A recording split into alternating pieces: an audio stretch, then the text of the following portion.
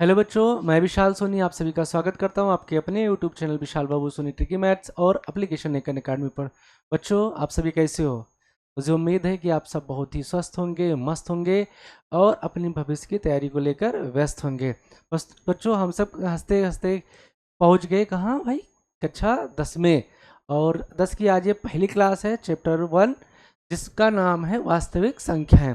आज हम पढ़ेंगे वास्तविक संख्या किसे कहते हैं, इसके बारे में जानेंगे और कुछ उदाहरण और कुछ एक्सरसाइज के सवाल देखेंगे। तो बाबू, 2026 का बोर्ड एग्जाम आपको टारगेट करना है, जिसमें मैथ्स में आपको 99 प्लस लेकर आना है। ठीक है, बस आप मेरे साथ बने रहिएगा, ये सपना हकीकत होगा। 2026 का रिजल्ट जब आएगा तो आपके 99 प्लस मार्क्स गणित में होंगे, ये 100% वादा आज के दिन ही कर रहा हूँ आपसे।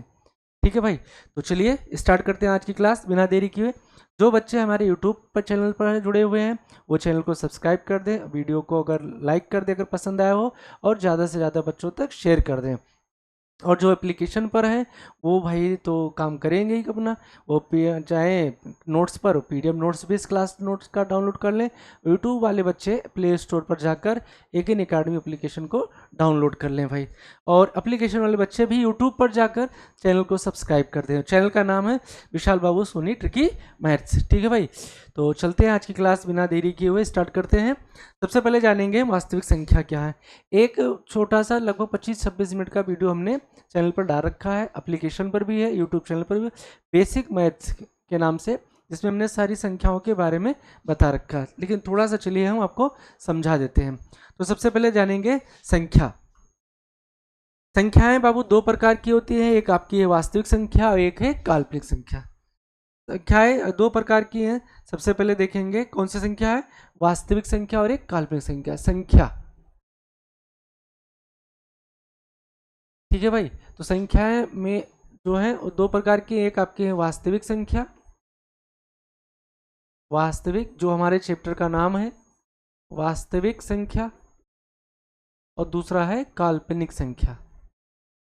अब भाई मेरे काल्पनिक संख्या क्या है, इसके बारे में थोड़ा सा जान लेते हैं। वास्तविक संख्या, वास्तविक संख्याएं भाई आपकी दो प्रकार की हैं, एक होती है परिमेय, एक होती है अपरिमेय।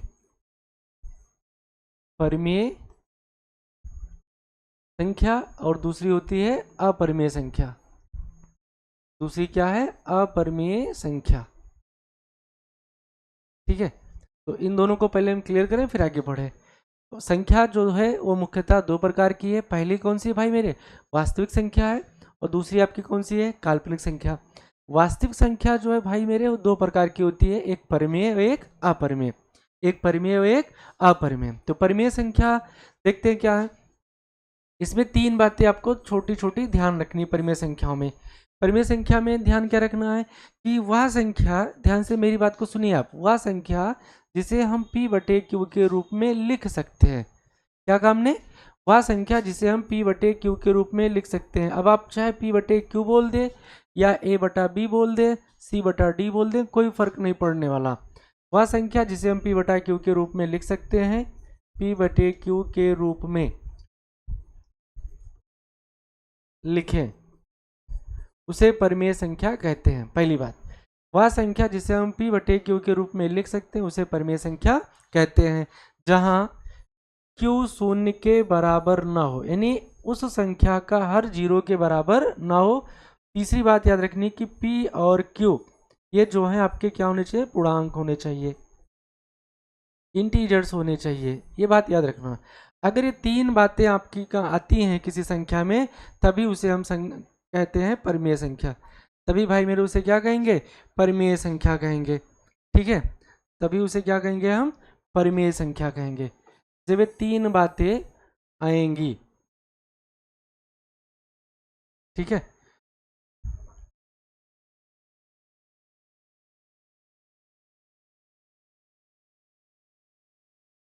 क्या, पहली, वह संख्या जिसे हम p बटे क्यू के रूप में लिख सकते हैं उसे परिमेय संख्या कहते हैं। अब आपका दिल कह रहा है कि नहीं हम p बटे क्यू नहीं बोलेंगे, तो आप c बटे d बोल दीजिए, a बटा b बोल दीजिए, कोई दिक्कत नहीं है। तो हमने लिखा p बटे क्यू के रूप में लिखी जाने वाली संख्या उसे परिमेय संख्या कहते हैं। क्यू शून्य के बराबर ना हो और p तथा q क्या हो, पूर्णांक हो, तभी वो आपकी परिमेय संख्या कहलाती है।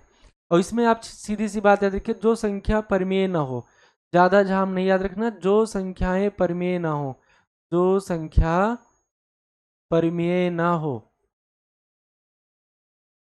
परिमेय ना हो उसे अपरिमेय संख्या कहते हैं। जो संख्या परिमेय ना हो उसे क्या कहते हैं? अपरिमेय संख्या कहते हैं। ये बात याद रखिए। अब देखते हैं एग्जाम्पल परिमेय संख्या में क्या क्या आएगा। एग्जाम्पल में आपका शून्य हो जाएगा, एक हो जाएगा, 1/2 हो जाएगा, 3/4 हो जाएगा, -1/2 हो जाएगा, -3 एक सही 1/2 हो जाएगा, 3/-4 हो जाएगा, -5 हो जाएगा, डट डट डट। इस तरीके से जो भी संख्या आपको दिखे वो परिमेय है। साथ में पॉइंट में अगर दी गई है 0.353535, ठीक है, आवर्ती आसान दशमलव संख्या जो होती है वो भी आपकी परिमेय कहलाती है। 0.3333 ये जो दिया रहता है ये भी आपकी परिमेय संख्या है। अपरिमेय संख्या के एग्जाम्पल में भाई मेरे अगर देखें तो √2 आपका है, √3 है आपका, √5 है, √7 है, पाई है, ठीक है। और पॉइंट में अगर देखा जाए तो 0.010010001 डॉट डॉट डॉट, या 0.2357113, इस तरीके रिपीट ना हो, तो ये सब आपकी अपरिमेय संख्या हो जाएंगी। कोई दिक्कत हो भाई मेरे तो बताओ। अभी जैसे आगे बढ़ेंगे इन सब के बारे में डिटेल हम चलेंगे। तो परिमेय हो गई और अपरिमेय। परिमेय को चलो थोड़ा सा और डिफाइन कर देते हैं। अभी आपको सिद्ध भी करना है कि √3 एक अपरिमेय संख्या सिद्ध कीजिए। ये सारी चीज़ें आगे आएंगी, तब तक के लिए यहाँ बने रहिए। 3/5 परिमेय क्या अपरिमेय, कोई आपसे पूछ लो तो आप कैसे कहोगे? परिमेय की डेफिनेशन कहती है कि उसे हम P/Q के रूप में लिख ले तो वो परिमेय कहलाएगी, पहली बात। तो देखो ये P/Q रूप बन गया। ध्यान से बात को समझिए। जब किसी संख्या में तीनों कंडीशन बनेगा, जब तीनों बनेगा तभी उसे परिमेय कहेंगे। तीनों में कोई एक फेल तो परिमेय नहीं है, तो फिर वो अपरिमेय है। तो 3/5 देखो P/Q के रूप में है, बोलो है नहीं है। दूसरा क्या कहता है कि Q शून्य के बराबर न हो, तो देखो Q का मान शून्य नहीं है, यहाँ Q का मान 5 है। तीसरा कह रहा है कि P और Q क्या होने चाहिए? पूर्णांक होने चाहिए। तो P का मतलब यहाँ 3, ये भी पूर्णांक है, और Q का मतलब 5 भी अपने आप में पूर्णांक है। तो इसका मतलब तीनों डेफिनेशन इस पर सेट है। इसका मतलब 3/5 एक परिमेय संख्या है। समझ पाए?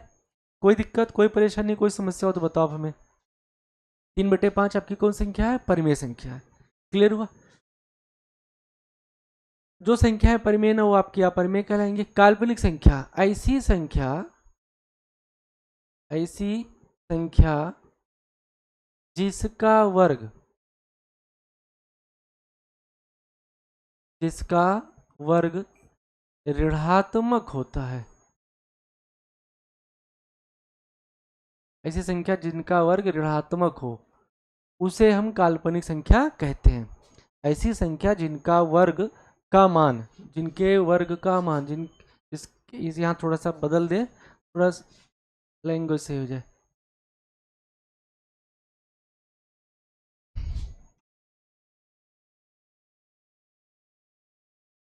जिनके वर्ग का मान ऋणात्मक हो उन्हें हम काल्पनिक संख्या कहते हैं। वर्ग करो, जो वैल्यू मिले वो ऋणात्मक आ जाए। जैसे सपोज करो हम -3 का वर्ग करें भाई, तो -3 का वर्ग का मतलब -3 को 2 बार गुणा करना है। तो देखो यहाँ हमने पढ़ रखा कि माइनस माइनस हो जाएगा प्लस, 3 त्रिक 9, तो -3 के वर्ग का मान प्लस आया, तो इसका मतलब -3 काल्पनिक संख्या नहीं है। लेकिन अगर √-3 लिख दें तो इसका वर्ग जो होगा वो -3 होगा। इसका वर्ग क्या होगा? -3 हो जाएगा। √-3 का अगर वर्ग करेंगे तो इसका वर्ग क्या होगा? -3 होगा। कैसे हुआ? अब इसे थोड़ा समझ लीजिए। -3 लिखा रहने दीजिए। अंडर रूट का मतलब होता है पावर 1/2, और ये होल स्क्वायर तो है ही इसका, तो ये 2 से 2 सरल हो जाएगा, तो आपका बचेगा -3 की पावर 1, तो -3 आ जाएगा। तो जब भी किसी संख्या के वर्ग का मान ऋणात्मक होता है तो भाई मेरे उसे हम कहते हैं काल्पनिक संख्या। तो √-3 का वर्ग किया गया तो माइनस में वैल्यू आ रहा है, तो इसका मतलब √-3 एक हमारी काल्पनिक संख्या है। इसके बारे में डिटेल हम पढ़ेंगे कक्षा 11 में। उस चैप्टर का नाम है समृद्ध संख्या।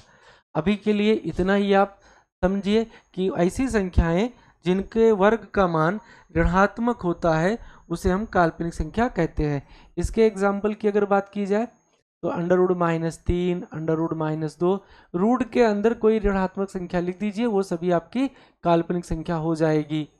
ठीक है, इसको हम आई से लिखते हैं, इसको आयोटा पढ़ते हैं। इसको किससे लिखते हैं? आई से लिखते हैं। और इसको क्या पढ़ते हैं भाई मेरे? आयोटा पढ़ते हैं। ठीक है, क्या पढ़ते हैं? इसे आयोटा कहते हैं।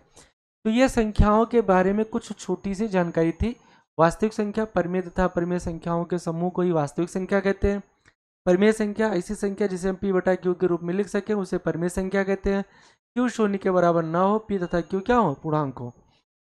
एग्जाम्पल लिख दिया। अपरिमेय जो संख्या परिमेय ना हो उसे क्या कहते हैं? अपरिमेय। एग्जाम्पल लिख दिया। काल्पनिक संख्या ऐसी संख्या जिनके वर्ग का मान ऋणात्मक हो, उसे क्या कहते हैं? काल्पनिक संख्या। ये हमने लिख दिया एग्जाम्पल।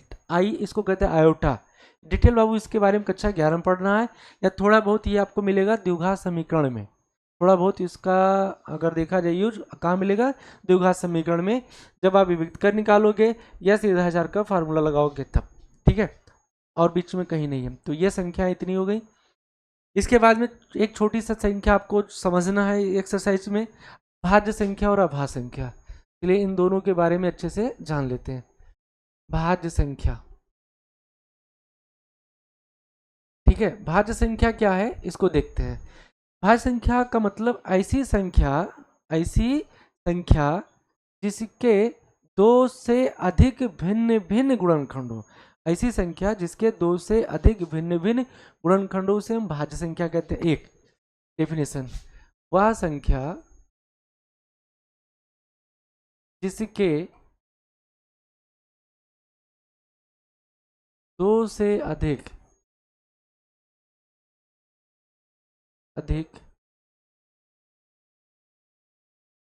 भिन्न भिन्न मतलब अलग अलग भिन्न भिन्न गुणनखंड होते हैं,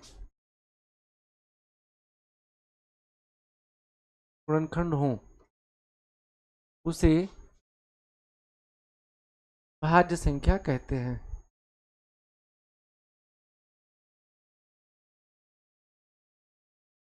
क्या कहा हमने भाई मेरे? वह संख्या जिसके दो से अधिक भिन्न भिन्न गुणनखंड हो उसे भाज्य संख्या कहते हैं। एक एग्जाम्पल और है, उसको भी लिखवा दे तब समझाएंगे। ठीक है,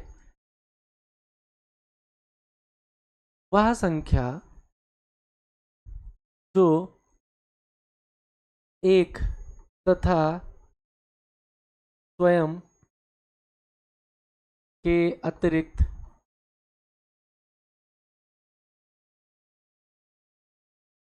अन्य किसी संख्या से पूर्णतया विभाजित हो,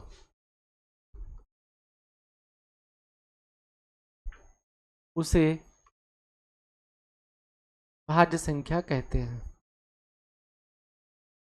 ये दो डेफिनेशन आपके पास है।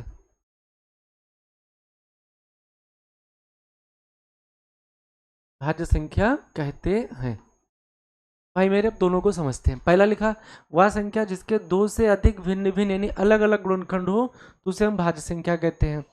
दूसरा डेफिनेशन आप ऐसे भी कह सकते हो, वह संख्या जो एक तथा स्वयं के अतिरिक्त अन्य संख्या से भी पूर्णतया विभाजित हो जाए। अन्य संख्या से भी पूर्णतया विभाजित हो जाए तो उसे हम भाज्य संख्या कहते हैं।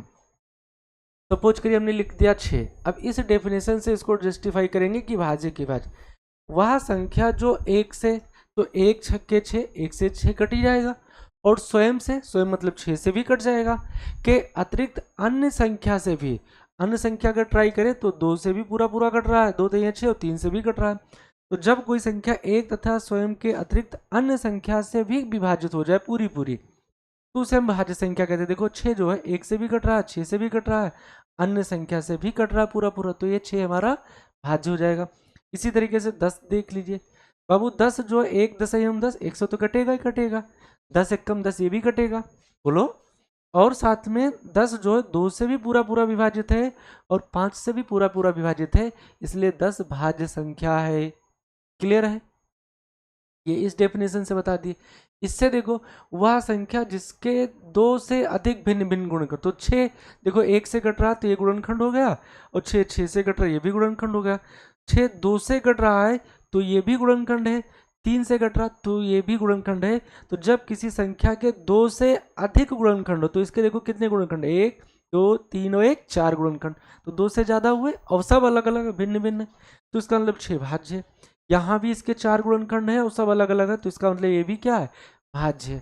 हमारी बात समझ गए होंगे ना, भाज्य संख्या क्लियर है। क्या कोई दिक्कत है भाई मेरे, भाज्य संख्या। आगे बढ़ते हैं अभाज्य संख्या की तरफ। कौन संख्या, अभाज्य संख्या। अभाज्य संख्या, अगर अभाज्य संख्या की बात करें हम, तो अभाज्य संख्या क्या कहता है कि वह संख्या जिसके केवल दो ही भिन्न भिन्न, जिसके केवल दो ही भिन्न भिन्न गुणनखंड हो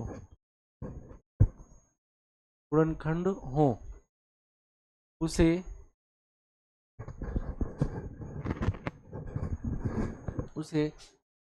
अभाज्य संख्या कहते हैं। तो भाई मेरे क्या कहेंगे, अभाज्य संख्या कहते हैं।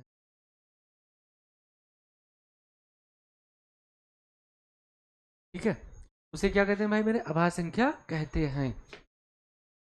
क्लियर हुआ। वह संख्या जिसके केवल दो ही भिन्न भिन्न गुणनखंड हो, मतलब भाज्य में क्या था कि दो से ज्यादा भिन्न भिन्न हो, और अभाज्य में क्या, केवल दो। केवल दो का मतलब न दो से कम न दो से ज्यादा हो जाएगा तो भाई मेरे भाज्य बन जाएगा, कम हो जाएगा तो उसकी चर्चा भी करेंगे। लेकिन अगर दो ही गुणनखंड है तो फिर वो भाज्य अभाज्य कहलाएगा। या आप इस तरीके से भी इसको आप कह सकते हो, क्या, वह संख्या जो एक तथा स्वयं के अतिरिक्त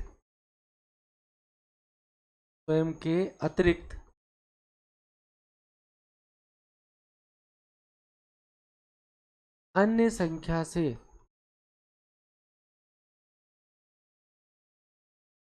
एक तथा स्वयं के अतिरिक्त अन्य संख्या से पूर्णतया विभाजित न हो, पूर्णतया विभाजित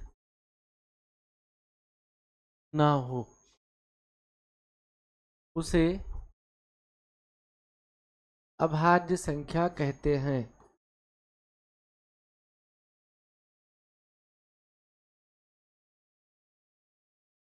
उसे क्या कहते हैं भाई मेरे, अभाज्य संख्या कहते हैं। क्या काम ने, कि वह संख्या जो एक तथा स्वयं के अतिरिक्त अन्य संख्या से पूर्णतः विभाजित ना हो, मतलब एक से घटे स्वयं से घटे अन्य किसी संख्या से ना घटे, तो उसे हम क्या कहते हैं, अभाज्य संख्या कहते हैं। जैसे मान लीजिए 7 लिख दिया, तो भाई मेरे 7 1 से कटेगा, 7 7 से कटेगा यानी स्वयं से, और क्या कोई अन्य संख्या है जिससे पूरी पूरी विभाजित हो जाए, नहीं है, तो इसका मतलब 7 अभाज्य संख्या है। 3 देख लेते हैं, 1 से कट रहा है, 3 3 से कट रहा है, किसी अन्य संख्या से पूर्णतः विभाजित नहीं हो रहा है। 2 देख लेते हैं, 2 1 से कट रहा है, 2 2 से कट रहा है, किसी अन्य संख्या से विभाजित नहीं है, तो ये सभी अभाज्य संख्या है। वहीं 1 1 1 से कट रहा हो स्वयं से, मतलब इसके दो ही गुणनखंड कहाँ है, एक ही तो गुणनखंड है, तो ये जो है एक ना तो भाज्य है और ना अभाज्य है, एक ना तो भाज्य और ना अभाज्य, तो ये हो गई आपकी अभाज्य संख्या है।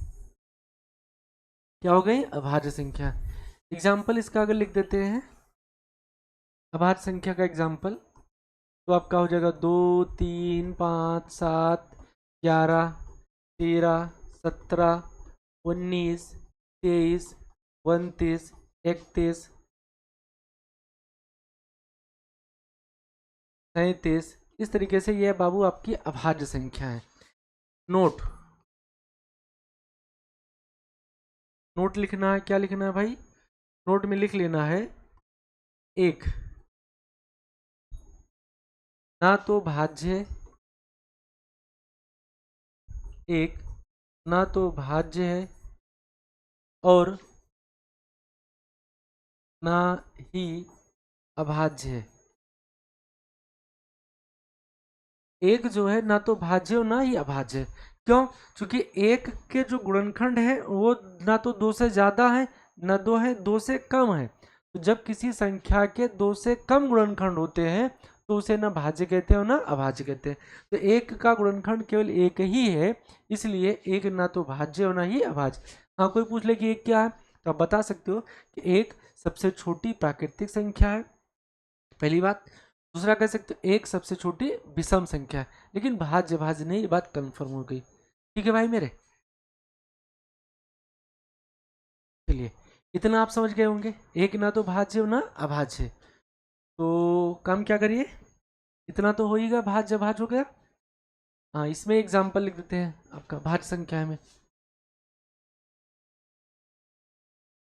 अगर भाज्य संख्या में अगर एग्जाम्पल की बात की जाए तो इसमें एग्जाम्पल आपका आ जाएगा 4, 6, 8, 9, 10, 11, 11 नहीं होगा, 10, 11, 10, 12, 13 नहीं, 14, 15, 16, 18 और उसके बाद में 20, ये आपकी भाज्य संख्या हो जाएंगी।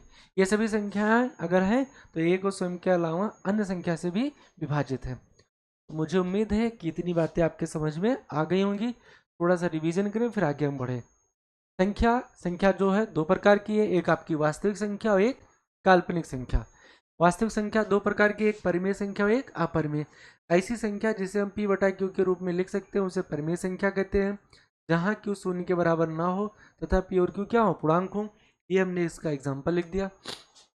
अपरिमेय संख्या, जो संख्या परिमेय ना हो उसे अपरिमेय संख्या है। या आप कह सकते हो जिसे हम p बटा q के रूप में नहीं लिख सकते हैं वो भी हमारी अपरिमेय हो जाएंगी। √2, √3, √5, √7, √10, √11, √12, √13 डॉट डॉट ऐसे लिखते हैं। पाई भी एक अपरिमेय संख्या है। विकल्प में पूछ लेता है कि पाई कौन संख्या है तो आप कहेंगे अपरिमेय। पॉइंट में दे दे 0.01001 ये डॉट डॉट 023571235 डॉट डॉट, ये भी आपकी अपरिमेय। काल्पनिक बता दिए, ऐसी संख्या जिनके वर्ग का मान ऋणात्मक होता है उन्हें हम काल्पनिक संख्या कहते हैं। इसमें क्या है, रूट के अंदर कोई भी ऋणात्मक संख्या लिखिए तो उसे काल्पनिक संख्या कहेंगे। इसे आई से प्रदर्शित करते हैं, इसको आयोटा पढ़ते हैं। क्या पढ़ते हैं, आयोटा। इसके बारे में डिटेल चर्चा क्लास 11 में है, समृद्ध संख्या चैप्टर में। ठीक है, तो ये हो गई आपकी बातें। उसके बाद में क्या देखना था भाई मेरे, भाज्य संख्या। यह सबसे महत्वपूर्ण टॉपिक है। भाज्य संख्या वह संख्या जिसके दो से अधिक भिन्न भिन्न गुणनखंड हो उसे भाज्य संख्या कहते हैं, या वह संख्या जो एक तथा स्वयं के अतिरिक्त अन्य किसी संख्या से भी पूर्णतः विभाजित हो जाए उसे भाज्य कहते हैं। ये भी हम आपको समझा चुके हैं। अभाज्य वह संख्या जिसके केवल दो ही भिन्न भिन्न गुणनखंड हो उसे अभाज्य संख्या कहते हैं। ये एग्जाम्पल बता दिए। ना एक ना तो भाज्य और ना ही अभाज्य। क्लियर है? तो इसके बाद में चलते हैं सवालों की तरफ। सवाल की तरफ चलने से पहले कुछ चीज़ें या बेसिक चीज़ें हम सीख लेते हैं। जैसे दो से विभाजता का नियम, बहुत बेसिक चीज़ें, इसको आपको आनी चाहिए। दो से विभाज्यता का नियम, दो से विभाज्यता का नियम का नियम। तो अगर दो से विभाज्यता का नियम देखा जाए तो क्या कहता है कि जब कोई संख्या दो का इकाई का अंक, जब किसी संख्या का इकाई का अंक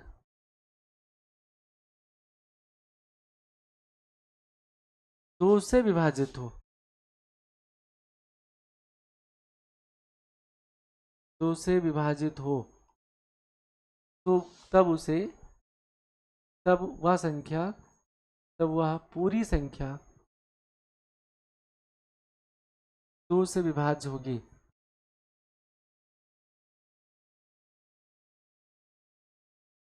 ठीक है भाई मेरे। और दूसरी बात आप इसे भी कह सकते हो, वह संख्या जो सम है उसे दो से पूर्णतः विभाज्य होगी। तो सम हो दो से तो घटेगा घटेगा। क्यों? क्योंकि दो से घटने ही वाली, दो से पूर्णतः विभाज्य होने वाली संख्याएं ही सम संख्या कहलाती है। मान लीजिए ये संख्या दी गई, अब आपको बताना है कि ये दो से विभाज्य है कि नहीं विभाज्य, तो हमें पूरे में भाग नहीं करना है, इसके इकाई के अंक को ही दो से भाग कर दीजिए। दो चौके 8, तो दो से 8 पूरा पूरा कट रहा है तो उसका लिए पूरी की पूरी संख्या सम है। चलिए अब इसको बताना हो, 3767 लिखा है, ये बताना है कि सम है कि विषम। तो इसमें भी इकाई के अंक में ही भाग करेंगे, तो दो के टेबल में 7 नहीं आ रहा है तो इसका लिए संख्या सम नहीं है। और भाई मेरे डेफिनेशन में हम पहले भी बता चुके हैं, जो संख्या सम ना हो उसे फिर हम विषम कहते हैं। तो इसका मतलब 3767 विषम संख्या हो गई। या इसी बात को सार ट्रिक में याद रखिए कि चाहे जितने अंकों की संख्या दी जाए, 3 अंक 4 अंक, उसके इकाई के अंक को ही 2 से भाग करिए। अगर ये अंक पूरा पूरा कट जाए तो उसे सम संख्या कहेंगे। ठीक है, 4 से विभाज्यता का नियम ऐसे ही, 4 की कोई जरूरत नहीं यहाँ पर, 3 से देख लेते हैं। 3 से विभाज्यता का नियम, क्योंकि ये सारी चीजें आपको अगर पता है तो गुणनखंड करना आपके लिए चुटकी बजाने कितना आसान काम होगा। 3 से विभाज्यता का नियम, तो कुछ चीजें आपको एक्स्ट्रा याद तैयार रखना है। तो 3 से विभाज्यता के नियम क्या कहता है, जब किसी संख्या के अंकों का योग, तो इसे याद रखिए, अंकों का योग देखना आपका, अंकों का योग बटे 3, बटे क्या करना है 3। तो मान लीजिए ये संख्या लिखी है, अब बताना है कि संख्या 3 से विभाज्य है कि नहीं विभाज्य है। तो आपके पास पहला ऑप्शन पुराना वाला तरीका, बचपन वाला तरीका, ठीक है, छोटे मोटे लल्लू की तरह तरीका कि आप पूरी संख्या को 3 से भाग करें। नहीं करना है तो आप इसके अंकों को जोड़ लीजिए। तो अंकों को जोड़ने का भी तरीका दो है, दोनों आपको सिखा रहे हैं। पहला तरीका आप सीधा जोड़िए, 7 और 6 13, 13 5 18, यानी ऐसे अंक जोड़ेंगे, 3 + 5 + 6 + 7, तो जुड़ेगा 3 5 8, 6 14, 7 21, 21/3, 3 7 21 पूरा पूरा कट गया। तो इसका मतलब ये पूरी संख्या 3 से विभाज्य है। ठीक है, जब कोई संख्या है उसके अंकों का योग 3 से विभाज्य है तो वह पूरी संख्या 3 से विभाज्य मानी जाती है। दूसरा तरीका, आप जोड़ते समय में ही उसको सिंगल डिजिट में बदल लिया करें। जैसे पहला काम करें, देखो 3 से कटने वाले अंक काटो, 3 एक कम 3, 3 दूनी 6 कट गया। अब आपके पास बचा 7 और 5 12, 12 हुआ, 12 को फिर जोड़ लीजिए, 2 1 3, और 3 3 से तो कटेगा ही कटेगा। तो आपको जोड़ने तरीका पूरा पूरा जोड़कर तब भाग करो, या 3 से जो संख्या अंक कट रहे उनको पहले आप हटा दीजिए, जो बाकी बचे जैसे 7 5 12 हो तो 12 को फिर सिंगल डिजिट में ले आइए, 2 + 1 3 हो, 3 3 से कट जाएगा। यहाँ भी देख सकते थे 3 चौक 12 भी कट जाता। तो 3 से विभाज्यता के नियम में आपके अंकों को जोड़ को 3 से भाग करना है। ठीक है, अंकों के जोड़ को 3 से भाग करना है। इसके बाद में चलते हैं, 2 हो गया, 3 हो गया, 5 के देख लेते हैं।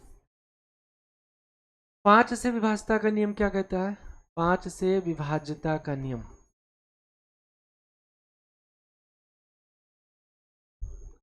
5 से विभाज्यता का नियम कहता है कि जब किसी संख्या का इकाई का अंक, जब किसी संख्या का इकाई का अंक 0 हो या 5 हो,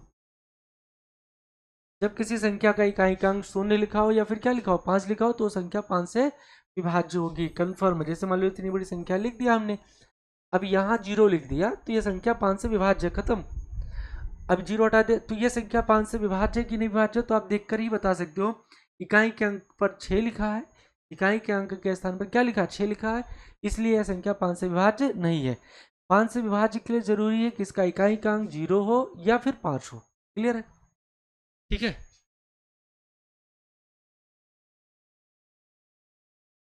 इसके बाद चलिए देखते हैं 7 से, इसकी खास ज़रूरत नहीं पड़ेगी।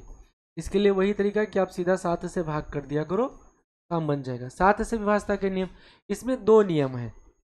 जैसे मान लीजिए कोई संख्या लिखी है, ठीक है, कोई संख्या लिखी है, पूछा जाए कि 7 से विभाज्य कि नहीं विभाज्य, तो आप काम क्या करें, इसके इकाई के अंक का दुगुना करो, 7 दूनी 14, 14 इसमें घटा जाओ, 6 में से 4 गए 2, 7 में से 1 गए 6, ये 5 है। फिर इसका दुगुना को 2 दूनी 4, फिर घटा दो, ये आपका आएगा 52, और 7 के टेबल में 52 नहीं है तो इसका मतलब संख्या 7 से विभाज्य नहीं है। दूसरा तरीका है, इसमें 3 का पेड़ बना लो, ये हो गया, बाकी ये बचा, इसको लाकर यहाँ घटा दो, ये वाला जो बचा 14 में से 7 गए 7, ये बचा 6 और 6, तो अब ये 667 बचा, ये पूरी संख्या 7 से विभाज्य नहीं है। तो 7 की कोई खास जरूरत नहीं है। 7 के बाद में 8 की जरूरत नहीं है चूंकि 8 भाज्य है, 9 की भी जरूरत नहीं है, 10 की जरूरत नहीं, 11 की। 11 में क्या कहता है कि एक एक अंकों का अंतर, एक क्रमागत, जैसे लिखा मान लीजिए कोई अल्टरनेट नंबर लेना है एकांतर क्रम में, इन दोनों को जोड़िए, 6 5 11 हुआ, इन दोनों को जोड़िए, 7 3 10 हुआ, घटाइए, अगर घटाने पर 0 आ जाए या 11 का गुणज आ जाए, 11 का क्या आ जाए, गुणा जा जाए, या 11 से घटाने पर जो संख्या बची घटाने के बाद वह 11 से अगर विभाज्य है तो पूरी संख्या 11 से विभाज्य मानी जाएगी। ठीक है, तो इतना 2 3 5 7 11 ये सब आपको विभाजता नियम छोटे छोटे पता होना चाहिए। इसके बाद चलिए हम अभाज्य गुणनखंड करना सिखाते हैं, पहले छोटी संख्या का। 8 लिख, अब सवाल में आएगा कि 8 का अभाज्य गुणनखंड करें। अभाज्य, ये सब कक्षा 4 5 की बातें हैं, लेकिन आपको बेसिक से गणित पढ़ना है, सीखना है। अभाज्य गुणनखंड करें, बहुत छोटा सा सवाल है। तो इसका अगर अभाज्य गुणनखंड करना है तो पहले 8 लिख दीजिए, और यहाँ बगल में दाएं तरफ आप लिखिए 8। अभाज्य गुणनखंड के लिए आपको केवल इन्हीं संख्याओं से ही भाग करना होता है। 2 3 5 7 11 13 17 19 23 29 31 33 41 43 47 53, ऐसे डॉट डॉट इन्हीं संख्याओं से ही भाग करना है। अब 8 हमारा 2 से भी कटेगा, 4 तो ये ना जल्दबाजी चक्कर में कि हम बड़ी संख्या से काट दें, 4 दूनी 8 ना, यहाँ कह रहा अभाज्य, तो ये सभी अभाज्य संख्याएं हैं। तो 8 देखो 2 से कटेगा, भाई मेरे 2 का टेबल पढ़ो, 2 चौके 8, चौके मतलब 4 आया। फिर देखो 2 दूनी 4, फिर 2 एकम 2, 2 एकम 2, जब एक आवे तो छोड़ दीजिए आप। तो 8 का जो गुणनखंड है वह हुआ 2 गुणे 2 गुणे 2, बस। कुछ बच्चे इसको पढ़ते हैं 2 दूनी 4, 2 3 6 ना, तो आप इसको पढ़ेंगे 2 दूनी 4, यहाँ तक 4, और 4 दूनी 8। इसी तरीके से अगर आपको कहा जाए कि भाई मेरे 32 का गुणनखंड करो, तो 32 का गुणनखंड आप कर लीजिए इसे। देखो यहाँ अब विभाजता का नियम यहाँ काम करेगा। पहले आप देखो 32 सम संख्या है, यानी इसका इकाई अंक 2 से पूरा पूरा कट रहा, 2 एकम 2, तो इसका लिए पूरी संख्या सम है और 2 से विभाज्य है, तो भाग करेंगे इसे। यहाँ देखो भाग होता तो 2 का टेबल पड़े 3 आओ, तो 2 एकम 2, एक बचा यहाँ, क्योंकि 2 एकम 2 ही हुआ, एक बचा, 12 और 2 छंग 12।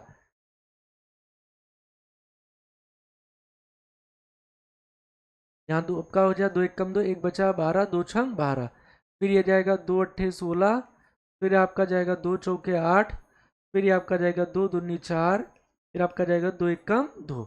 तो 32 का भाई मेरे अभाज्य गुणनखंड अगर देखा जाए तो हो जाएगा 2 गुणे 2, 2 दूनी 4, दूनी 8, दूनी 16, दूना 32। आपको ये सारी चीज़ें याद हो जानी चाहिए इस तरीके से।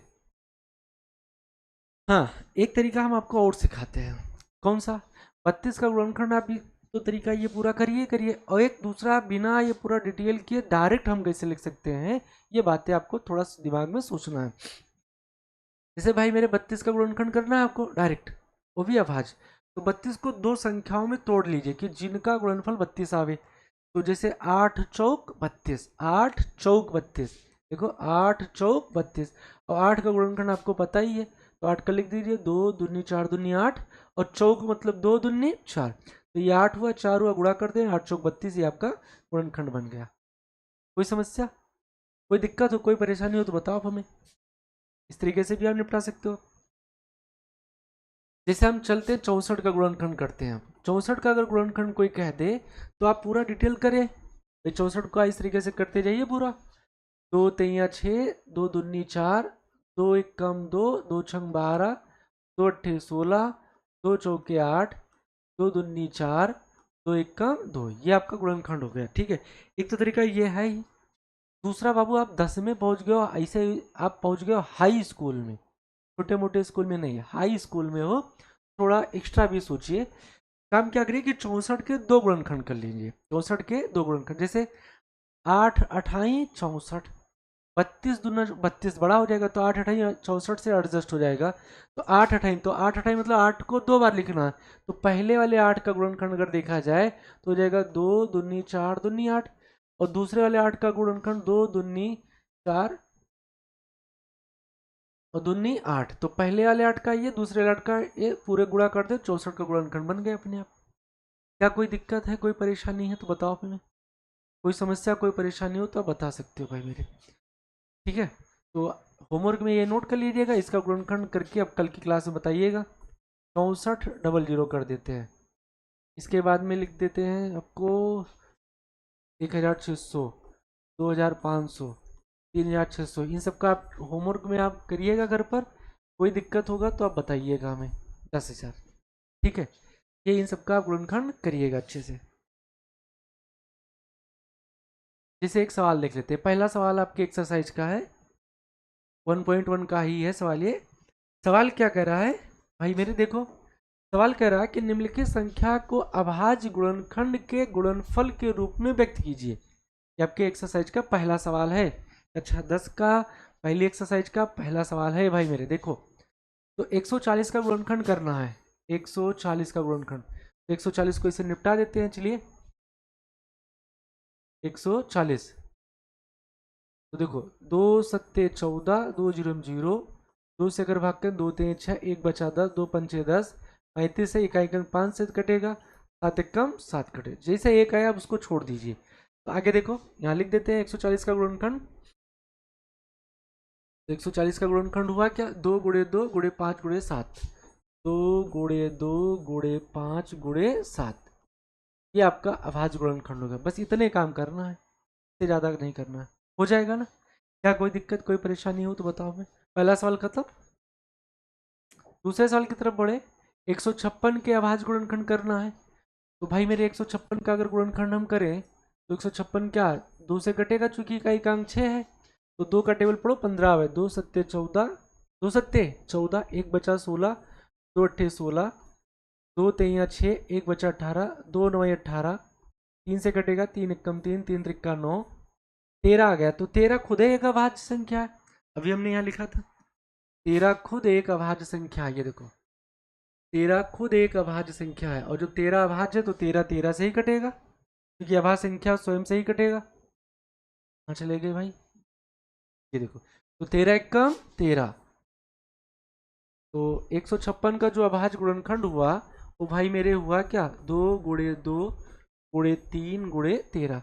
बताओ कितने छोटे छोटे सवाल है, प्राइमरी से 72 सवाल हाई स्कूल में पूछ रहा है। सिलेबस पहले बहुत अच्छा था, काफ़ी अच्छा था, बोर्ड ने धीरे धीरे सबको काट पीट कर छोटा कर दिया। अब गणित में अच्छे नंबर लाना कोई बड़ी बात नहीं है। ठीक है, तो उम्मीद करते हैं कि आपको ये सारी चीज़ें समझ में आई होंगी। और इन सब क्लास का भाई मेरे पीडीएफ नोट्स आपको हमारे आपके एप्लीकेशन एक इन अकेडमी पर मिल जाएगा। और एक इन अकेडमी एप्लीकेशन आपको प्ले स्टोर से मिल जाएगा। आप वहाँ जाइए प्ले स्टोर पर, एक इन अकेडमी आप इस तरीके से लिखिएगा, स्पेलिंग गलत मत करिएगा। ठीक है, एक इन अकेडमी लिखिए, एक इन अकेडमी अलग करके लिखिएगा, ACADEMY। अब चाहे इसको स्मॉल में लिख दीजिएगा या कैपिटल में मिल जाएगा आपको। ठीक है, यही लोगो लिखा मिल जाएगा आपको। कहाँ गया, ये वाला लोगो लगा आपको मिल जाएगा प्ले स्टोर से, आप डाउनलोड कर लीजिएगा।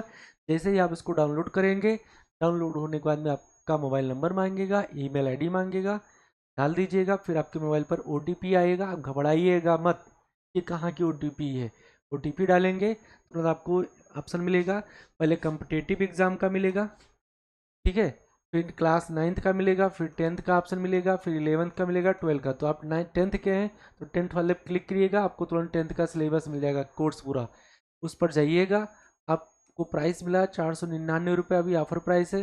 बैच को परचेज कर लीजिए। बगल में आपको टेस्ट सीरीज भी दिखेगा, जैसे कोर्स ओपन करेंगे नोट्स भी दिखेगा, लाइव क्लास भी दिखेगा, सारी चीज़ें आपको उपलब्ध हो जाएंगी। और जो बच्चे हमारे यूट्यूब चैनल पर हैं वो चैनल को सब्सक्राइब कर दें, लाइक कर दें, और एप्लीकेशन को हर हाल में लोड कर लें, और ज़्यादा से ज़्यादा बच्चों तक शेयर कर दें इस क्लास को, इस वीडियो को।